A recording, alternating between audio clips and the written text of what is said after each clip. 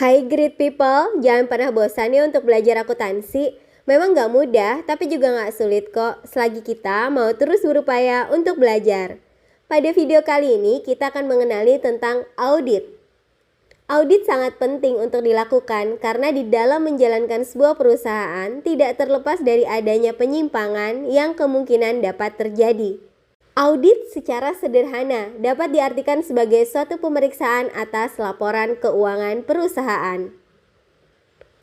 Dalam pelaksanaan audit, ada beberapa faktor yang harus diperhatikan. Yang pertama, dibutuhkan informasi yang dapat diukur dan sejumlah kriteria standar yang dapat digunakan sebagai panduan untuk mengevaluasi informasi tersebut. Yang kedua, penetapan entitas ekonomi dan periode waktu yang diaudit harus jelas untuk menentukan lingkup tanggung jawab auditor.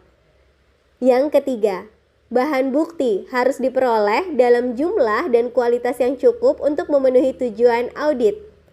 Yang keempat, kemampuan auditor memahami kriteria yang digunakan serta sikap independen dalam mengumpulkan bahan bukti yang diperlukan untuk mendukung kesimpulan yang akan diambilnya. Yuk kita kenali jenis-jenis daripada audit. Yang pertama, audit operasional. Operasional audit. Audit operasional merupakan penelaahan secara sistematik aktivitas operasi organisasi dalam hubungannya dengan tujuan tertentu. Dalam audit operasional, auditor diharapkan melakukan pengamatan yang objektif dan analisis yang komprehensif terhadap operasional tertentu untuk menilai efisiensi, efektivitas, dan keekonomiannya. Audit operasional dapat menjadi alat manajemen yang efektif dan efisien untuk meningkatkan kinerja organisasi. Hasil dari audit operasional berupa rekomendasi perbaikan bagi manajemen sehingga audit jenis ini lebih merupakan konsultasi manajemen. Yang kedua, audit kepatuhan, compliance audit. Audit ini bertujuan untuk menentukan apakah yang diperiksa sesuai dengan kondisi, peraturan, dan undang-undang tertentu. Kriteria-kriteria yang ditetapkan dalam audit kepatuhan berasal dari sumber-sumber yang berbeda.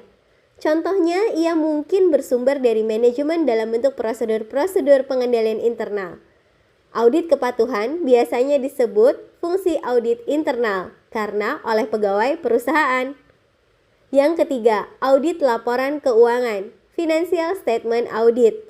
Pemeriksaan atas laporan keuangan merupakan evaluasi kewajaran laporan keuangan yang disajikan oleh manajemen secara keseluruhan dibandingkan dengan standar akuntansi keuangan yang berlaku umum.